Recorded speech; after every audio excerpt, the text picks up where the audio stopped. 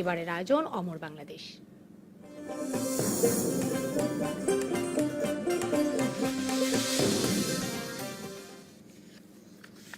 ইতিহাস আর ঐতিহ্যের পীঠ স্থান পাবনা।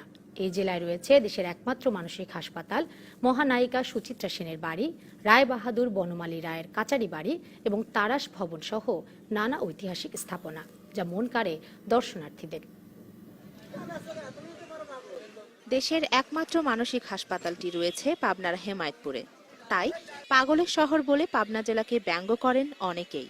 তবে সারা দেশের মানসিক রোগীরা সুস্থ হচ্ছেন পাবনাবাসীর আতিথেয়তা আর সেবায়।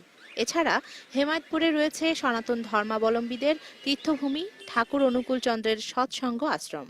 পদ্মা নদীর তীরে প্রকৃতির কোলে প্রাণ জোড়াতে দেশ বিদেশের দর্শনার্থীরা ভিড় করেন এখানে।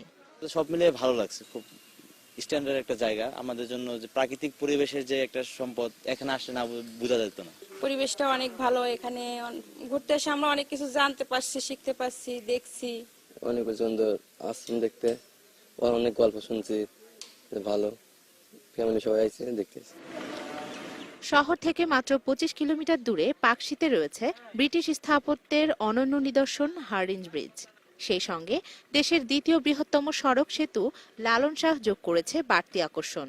পদ্মার ধার, ওদিকে ব্রিজ আছে, এখানে হার্ডিং ব্রিজ আছে, ঐতিহ্যবাহী ব্রিজ, দেখতে অনেক ভালো লাগে। অনেক সুন্দর জায়গা, অনেকেই আসে এখানে ঘুরতে, তো ভালো লাগছে ঘুরে আর কি। এই জেলায় রয়েছে বাংলা চলচ্চিত্রের কিংবদন্তি মহানায়িকা সুচিত্রা সেনের বাড়ি, রায় বাহাদুর বনমালী রায়ের কাছারি বাড়ি, তারাস ভবন, ঐতিহাসিক জোর বাংলা মন্দির, ভাড়ারা মসজিদ, ঈশ্বরদী রেল জংশন সহ নানা ঐতিহাসিক স্থাপনা। পর্যটকদের আতিথেয়তা দিতে জেলা শহরে গড়ে উঠেছে বেশ কিছু উন্নতমানের রিসোর্ট ও হোটেল।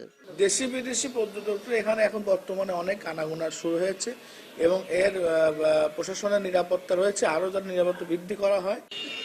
পাবনা জেলা থেকে ফেরার সময় পর্যটকরা সঙ্গে নিয়ে যেতে পারেন এই জেলার ঐতিহ্যবাহী ঘি, খেজুরের গুড়ের সন্দেশ এবং ল্যাংচা সহ সুস্বাদু মিষ্টি।